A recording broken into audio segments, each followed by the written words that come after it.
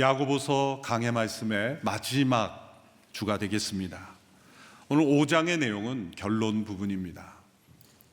참된 믿음은 참된 행함으로 나타난다는 이 야고보서의 마지막 결론의 내용을 보면 1장 서론에 주어지는 교훈이 반복되어 강조되고 있다는 것을 알 수가 있습니다.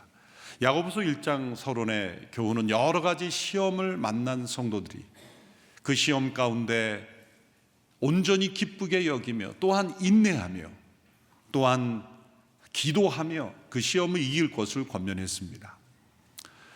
야고보서를 읽는 독자로서 그 당시에 유대 그리스도인들은 핍박 가운데 흩어질 수밖에 없었고, 흩어짐으로써 삶의 터전을 잃어버려 가난해질 수밖에 없었고, 가난해진 그 상황 속에 불의한 이들 또한 권력과 부를 가지고 있는 자들에 의하여 더욱더 가난의 굴레에서 벗어날 수 없는 그러한 핍박 속에, 굴레 속에 있는 성도들에게 주어졌습니다.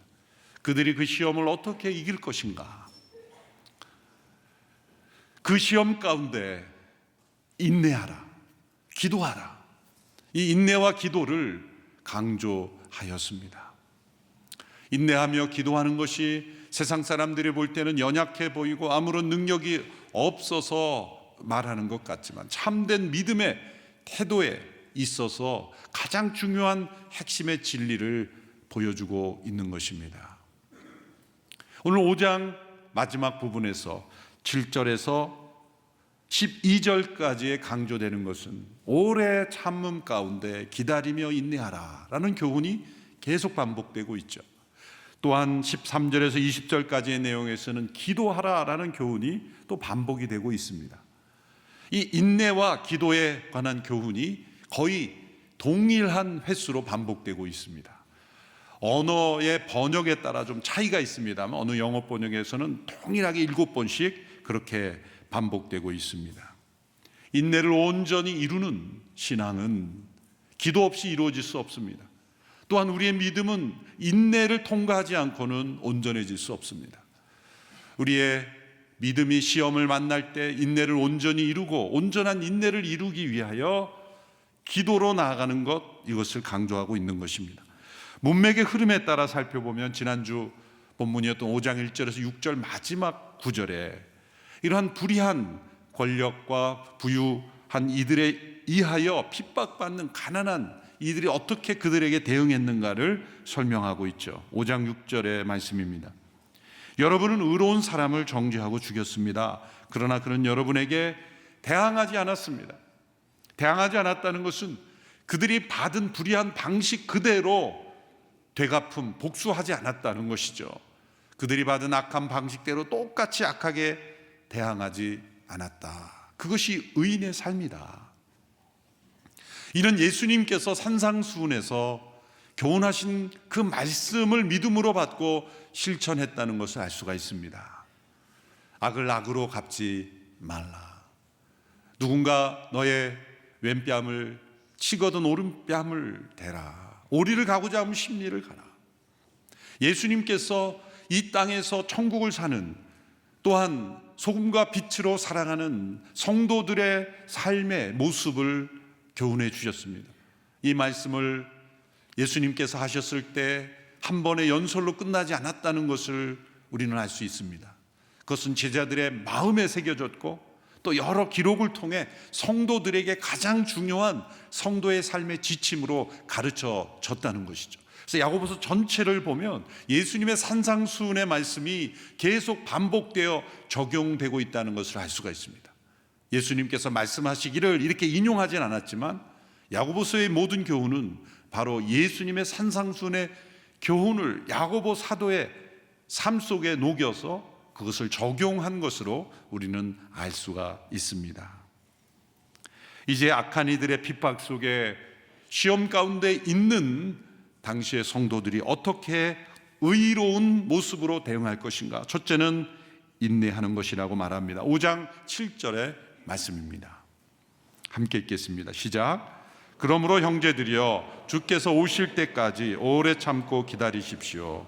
보십시오. 농부는 땅의 열매를 참고 기다리며 이를 위해 이른 비와 늦은 비가 내리기까지 기다립니다. 우리가 인내라고 할 때 그것을 연약한 모습으로, 부정적인 모습으로, 마음속에 분노가 가득하지만 그 분노를 참고 그냥 사귀는 것으로 인내를 오해할 때가 많습니다. 그러나 농부의 인내라는 단어를 통하여 농부는 열매를 바라보며 기다리는 긍정적인 인내라는 것을 우리에게 설명해 주고 있습니다. 또한 아무것도 행하지 않는 인내가 아니라 농부가 마치 열매를 기다리기 위하여 그냥 넋놓고 기다리는 것이 아니라 하늘에서 무엇인가 떨어질 것을 기다리는 것이 아니라 밭을 갈고 씨를 뿌리고 또한 잡초를 뽑아내고 하는 모든 것, 자기가 할 수 있는 것들은 하며 동시에 할 수 없는 것들은 기다리는 겁니다. 할 수 없는 건 뭡니까? 비를 기다리는 것, 햇빛을 기다리는 것, 좋은 기후를 기다리는 것, 그리고 그 열매가 풍성하게 맺어질 것을 기다리는 것. 할 수 있는 것은 행하며 할 수 없는 것은 기다리는 농부. 그러나 열매라는 것을 구체적으로 바라보는 것이죠. 이것이 우리의 인내라는 겁니다. 적극적인 인내입니다. 능동적인 참여하는 인내입니다. 아무것도 하지 않는 것이 아니라 해야 할 일을 하면서 기다리는 것입니다. 그래서 당시에 예언자들과 여러 고난받는 의인들의 그러한 고난, 인내를 말씀했죠. 예언자들도 할 말은 했습니다. 여기서의 인내가 아무 말도 하지 않고 그냥 당하기만 하고 참는 인내가 아니죠. 올바른 목소리는 내는 것입니다. 예언자들처럼. 그러나 불의한 방식으로, 악한 방식으로, 거짓된 방식으로, 폭력적인 방식으로 자신들이 당한 그대로 거짓과 속임수와 폭력을 통하여 악한 방식으로 안갚음하는 대항은 하지 않는다는 거예요. 열매를 기다리는 농부의 마음, 그 열매는 무엇입니까? 우리 그리스도인들에게는 부활의 열매예요. 새하늘과 새 땅에 우리가 영원히 누릴 기업의 열매이죠. 그런 의미에서 농부는 열매가 기다리는 것이 긍정적인 것이지만 열매를 거두는 것은 추수요, 추수는 역사적인 하나님의 심판을 의미하기도 합니다. 예수님께서 땅과 농부 또 씨를 뿌리는 여러 비유를 통해서 말씀하실 때 이 추수는, 열매를 거두는 추수는 곧 심판입니다.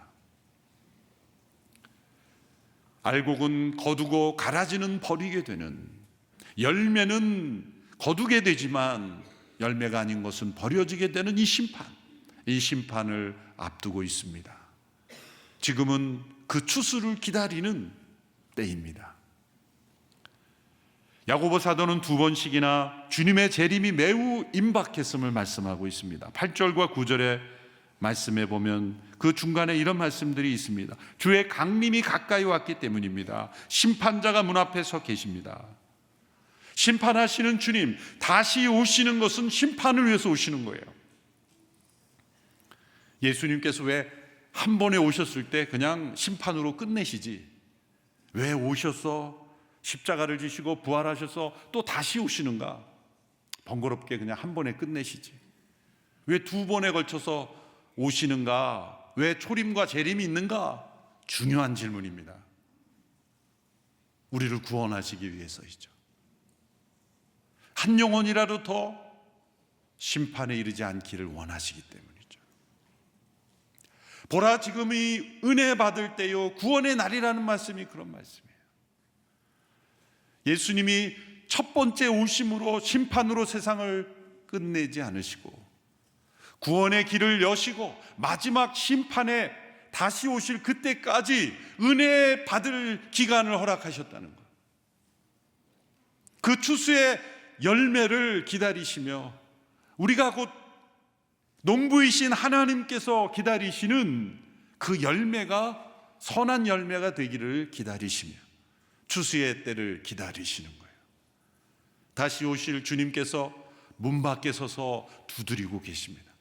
누군가 여러분의 가정에 초인종을 누르고 기다리고 있다고 생각해 보십시오. 문을 열고 받아들이든 아니면 거절하든 임박한 선택의 기로에 서 있다는 것입니다. 우리 예수님의 재림이 임박했다는 거죠. 사도 야고보 시대에도 임박했지만 지금도 임박한 거예요. 아니, 그때와 지금이 얼마나 많은 시간이 흘렀는데 여전히 그때 임박했는데 이루어지지 않았으면 이제 안 이루어지는 거 아닌가? 아닙니다.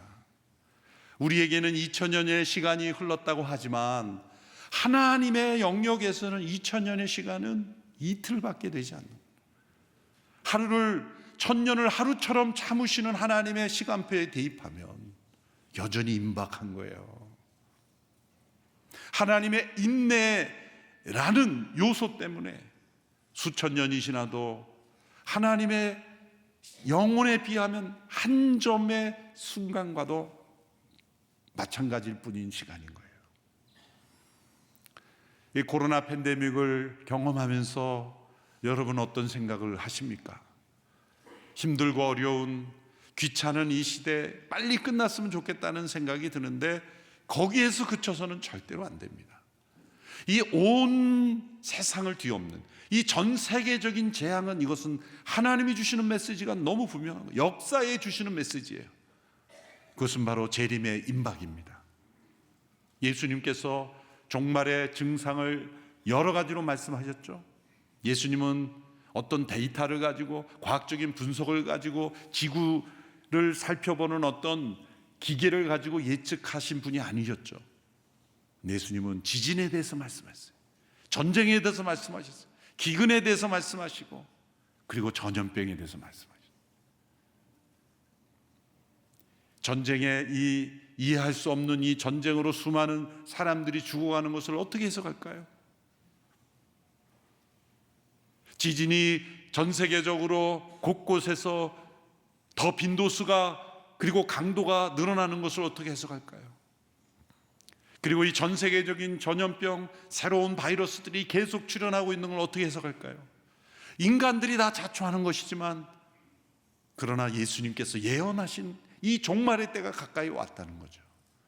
그리고 마지막으로 극도의 이기주의, 끔찍한 살인사고의 이면에는 부모가 자식을 죽이고, 자녀가 부모를 죽이고, 형제를 죽이고, 이웃을 죽이는 이 극도의 이기주의, 예수님께서 말씀하신 거예요.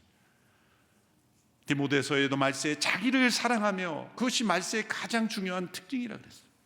지독한 자기 중심적인 자기 사랑, 모든 판단의 기준이 자기가 되어버리는 이것이 말세의 증상이죠. 바로 이 모든 상황 속에 예수님의 재림의 임박을 알려주고 있는 것이죠.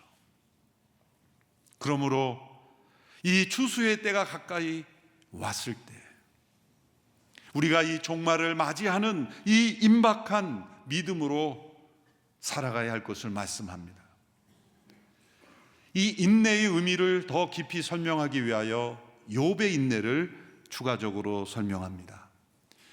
농부는 열매라는 구체적인 것을 바라보는 긍정적인 그 인내를 가지고 있지만, 때로 우리가 당하는 고난은 원인도 알 수 없고 또 결과도 알 수 없는, 끝이 없는, 끝을 모르는 그러한 인내, 고난일 때가 많습니다. 바로 욥의 인내를 기억하라는 것이죠. 우리가 아는 대로 욥은 역사 속에 가장 큰 고통을 당했던 사람입니다. 사단의 시험이었고 공격이었고 하나님의 허용하신 시험이었어요. 욥은 세 단계의 고난을 겪었죠. 첫 번째 고난은 하루아침에 모든 것을 다 상실하는 고난이었습니다. 자녀들과 소유, 모든 것을 다 상실했죠. 그때 욥이 이렇게 고백했습니다. 욥기 1장 20절에서 22절의 말씀을 함께 읽겠습니다. 시작.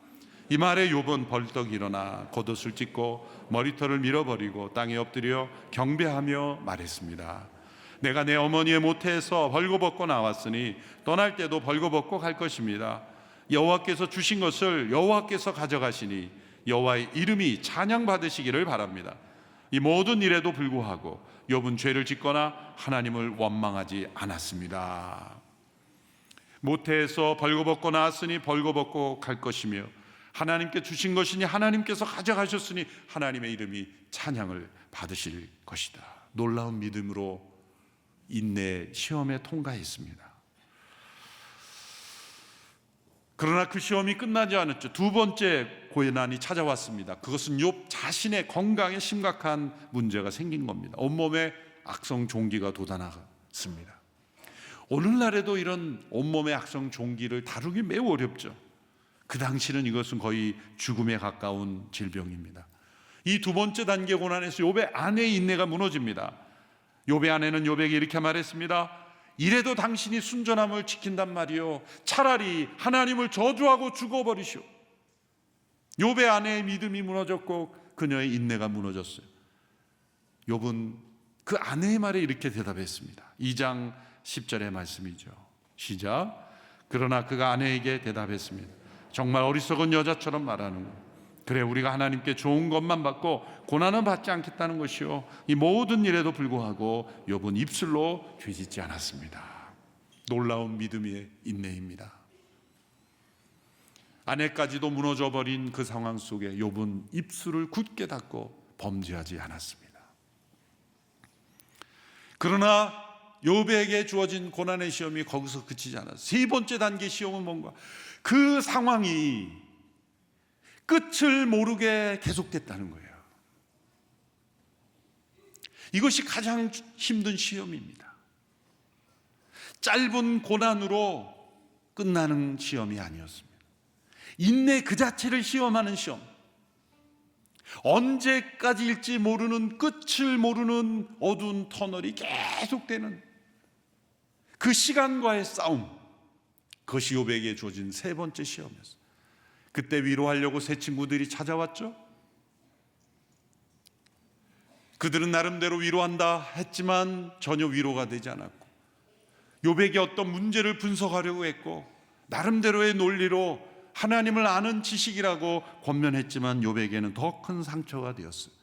욥이 친구들에게 대답하면서 욥의 자신도 모르게 쌓여있던 그런 힘겨운 마음의 원통함, 불평, 원망이 쏟아져 나오기 시작했습니다. 그래서 욥기가 길어졌죠.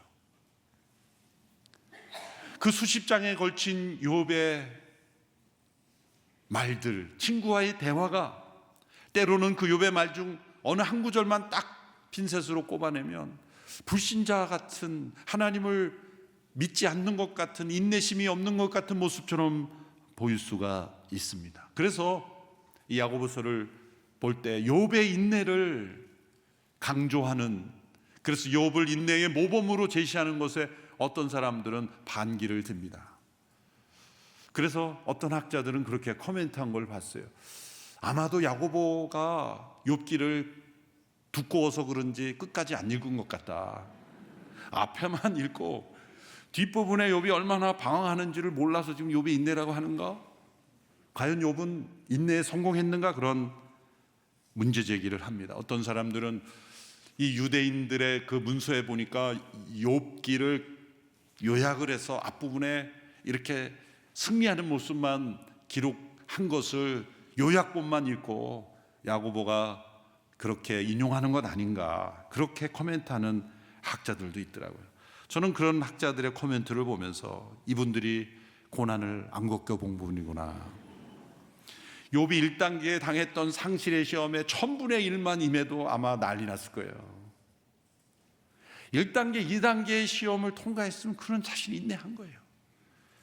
그런데 왜 3단계에서 친구들의 그 많은 말들 속에 대응하면서 쏟아나오는 그러한 때로는 원망 한탄들을 인내라고 받아들일 수 있을까? 그것은 하나님 앞에서 하나님과 씨름하는 기도였기 때문이에요. 그가 하나님을 떠나서 원망한 것이 아니라, 그는 하나님 앞에서 씨름하면서 그 원인을 알고자 했고, 그리고 자신의 의로움을 하나님 앞에 토로하며 고백했던 것입니다. 지혜가 부족하거든 하나님께 구하라 하시는 말씀, 그는 실천한 것이죠. 그러므로 하나님께서 그를 회복시켜 주신 것, 그것은 욥이 그 시험을 통과했다고 합격증을 주신 거고, 그리고 욥은 인내했다고 인정하셨다고 하나님께서 판단하신 것이라는 겁니다. 주께서 주신 결과를 우리가 보았지 않았느냐. 그러므로 우리가 때로 시험 당할 때 힘겨움을 가지고 하나님 앞에 토로할 수 있습니다. 시편의 여러 기자들이 하나님 앞에 탄원하며 신원하며 하나님 언제까지입니까? 저 원수가 왜 내 앞에 있습니까? 저 원수 좀 어떻게 해주십시오. 때로는 하나님께 원수를 갚아달라고 호소하고 나 힘듭니다, 죽을 것 같습니다 라고 토로하는데 그것이 시편에 들어있지 않습니까? 그것은 하나님 앞에 나와 하나님께 씨름하며 하나님께 우리의 모든 아픔을 토로하는 것은 하나님께서 들어주시고 받아주신다는 거예요. 너 그런 기도 하려면 내 앞에 오지 마. 사람들은 그러잖아요. 그런데 하나님은 좋은 말만은 우리에게 귀 기울이시는 분이 아니시라는 거죠. 너는 맨날 내 앞에 울기만 하니 그런 기도는 내가 안 받아라는 것이 하나님께는 없어요. 그러므로 우리의 마음속에 있는 마음의 쓴뿌리, 아픔, 원통함, 이해하지 못해서 원망하는 모든 것들을 하나님 앞에 가지고 나와 기도한다면 하나님은 그래 너 인내했다, 인내다. 그것이 우리의 모든 아픔을 기도로 가지고 나간다면 하나님은 그것을 인내라고 받아주신다고 믿습니다. 성인처럼 마치 완전해진 사람처럼 아파도 아프지 않은 사람처럼 그렇게 자신을 포장하고 하나님 앞에서조차 잘 믿는 척하는 것 하나님은 오히려 가증하게 여기십니다. 그래서 욥의 인내가 소중한 거예요. 갑작스럽게 닥친 고난 앞에서는 때로 우리가 인내할 수 있지만 장기간의 오랜 시간의 시험 앞에 우리가 쉽게 무너질 수 있다는 것 우리 하나님은 잘 아십니다. 그러나 욥의 인내를 우리가 기억해야 합니다. 욥이 하나님 앞에 기도했던 것처럼 이렇게 의로운 사람의 두 번째 모습은 기도하는 것입니다. 야고보서 5장 13절의 말씀을 함께 읽습니다. 시작. 여러분 가운데 고난당하는 사람이 있으면 기도하십시오. 즐거운 사람이 있으면 찬송하십시오. 야고보 사도의 별명이 있었습니다. 그것은 낙타 무릎이었습니다. 그가 오랜 시간 무릎을 꿇고 기도하였기에 무릎에 못이 박힌 모습이 마치 낙타의 무릎과 같았다 해서 그렇게 생긴 별명이죠. 참된 믿음으로 행함으로 살아간다고 할 때 그가 가장 강조했던 행함은 기도였다는 것입니다. 특별히 고난 가운데 인내하며 드려진 기도입니다. 14절 이하에서는 세 가지 상황 속에서 기도할 것을 권면합니다. 첫 번째 상황은 질병으로 고통 겪을 때입니다. 14절에서 16절을 함께 읽습니다. 시작. 여러분 가운데 병든 사람이 있으면 교회 장로들을 초청해 주의 이름으로 기름을 붓고 그를 위해 기도하게 하십시오. 믿음의 기도는 병든 사람을 낫게 하실 것이며 주께서 그를 일으키실 것입니다. 비록 그가 죄를 지었을지라도 용서받을 것입니다. 그러므로 서로 죄를 고백하며 병 낫기를 위해 서로 기도하십시오. 의인의 기도는 역사하는 힘이 큽니다. 질병 가운데 고통 속에 있는 성도가 있다면 교회 장로들을 청해 주의 이름으로 기름을 붓고 기도하라. 기름을 부으라는 것은 성령님의 임재를 의미한다고 해석할 수도 있지만 문자적으로 그 당시에는 의학적인 치료입니다. 당시에는 의술이 발전하지 않고 의사라는 직업이 보편하지 않은 시대에 그래서 많은 사람들이 주술적이고 그런 어떤 그 우상 숭배 같은 그러한 제의적인 방법으로 할 때 기름을 붓는다는 것은 실제적인 치료를 의미하죠. 다양한 기름이 치료하는 데 쓰임을 받았기 때문이죠. 때로 경제적인 어려움 속에 그 기름을 살 돈이 없다면 교회 공동체에서 교회를 대표하는 장로님들을 통하여 함께 지원을 해주고 기름을 발라주고 함께 믿음으로 기도해 주라는 거예요. 공동체적으로 질병 가운데 때로 치료비가 부족한 성도들을 위해 우리 성도들이 같이 공동체에서 순해서 마음을 모아 또한 지원해주고 기도해주는 사례가 얼마나 많습니까? 바로 그런 모습이라는 거예요. 어떤 경우에는 죄와 관련된 질병이 있다면 죄를 고백해야 치유가 빨리 될 것이다. 죄와 관련 없이 임하는 질병도 있지만 자신의 죄로 인해 생기는 질병도 있습니다. 자기가 알지 못하는 좋지 않은 습관으로 인한 질병도 있습니다. 지나친 염려, 근심, 마음의 분노, 용서하지 못한 쓴뿌리, 그러한 것들이 우리의 삶에 건강을 해치는 질병으로 번질 수도 있는 거예요. 용서하지 못한 분노 때문에, 또한 지나친 염려와 근심 때문에 스트레스가 되어서 너희 짐을 주께 맡기라 했는데도 맡기지 않고 본인이 짊어지고 있기 때문에 생기는 질병도 있잖아요. 과거에 오래전에 읽은 책 중에 예전에 어느 선교사님이 이렇게 큰 트럭 차를 갖고 몰고 가는데 연세 드신 할머님이 짐을 쥐고 있어서 태워드렸더니 타시고도 이거 계속 들고 계시더라고요. 그래서 왜 그러고 계시냐더니 나 타는 것도 미안한데 이 짐까지. 그런 식인 거예요. 우리가 예수님께 죄송해서. 그래서 예배 때는 다 짐을 내려놨다가 갈 때 또 다 짊어지고 가고. 근데 우리의 불신 때문에 생기는 이 육체적 질병이 있을 수 있다는 거예요. 그럴 때 서로 죄를 고백함으로, 나눔으로 그 짐을 내려놓을 수 있게 되는 거예요. 내려놨던 짐을 가져가려고 그러면 다른 성도님이 그냥 갖다 다른 데 버려버리세요. 가져가지 못하게. 그게 공동체가 해주는 일이라는 거죠. 스위스의 인격 심리학자, 의학자인 폴 트루니에라는 분이 있어요. 이분이 쓴 그 자신의 체험을 하나 설명하는데, 이분의 방식은 아주 독특합니다. 누군가 이렇게 치료하려고 오면 대개는 상담가나 의사들은 증상이나 그 마음에 있는 걸 막 털어놓게 해서 해결책을 제시하는, 이분은 일단 기도하고 말씀을 같이 읽는 거예요. 우리가 큐티 쉐어링 하듯이. 어느 한 사람이 두통을 계속 아파하며 호소하는 분이 왔는데, 이분이 학자였어요. 그런데 원일 모를 두통으로 해결이 되지 않고 약을 먹어도 치료되지 않고 해소되지 않아서 왔는데, 이분은 그냥 오면 같이 기도합시다. 그리고 이제 말씀을 읽고 기도하고 나서 물어보는 거예요. 무슨 생각이 듭니까? 그랬더니 이분이 이렇게 말하면, 문득 내 연구실이 너무 지저분하다는 게 문득 떠올랐다는 거예요. 12년 동안 한 번도 정리 안 하고, 물론 연구를 해야 되니까 뭐 자료가 여기저기 있으니까 아무도 손 못 대게 하고 자신도 정리 안 하고 그러고 살아온 거예요. 그런데 문득 함께 기도하는 가운데 자신의 연구실이 떠올랐다는 거예요. 너무 지저분하구나. 그래서 처음으로 자신이 자신의 손으로 정리를 했다는 거예요. 두통이 사라졌다는 거예요. 의학적으로 이거는 믿지 않는 사람들은 우연이지 그렇게 얘기하겠지만, 자신의 삶에 고치지 않은 그러한 습관으로 인해 생겨난 질병이 있을 수 있다. 죄의 고백도 마찬가지고, 우리의 삶의 습관에서 말씀과 기도로 공동체가 함께 기도할 때 문득 우리의 삶의 회복의 역사가 일어날 수 있다는 거죠.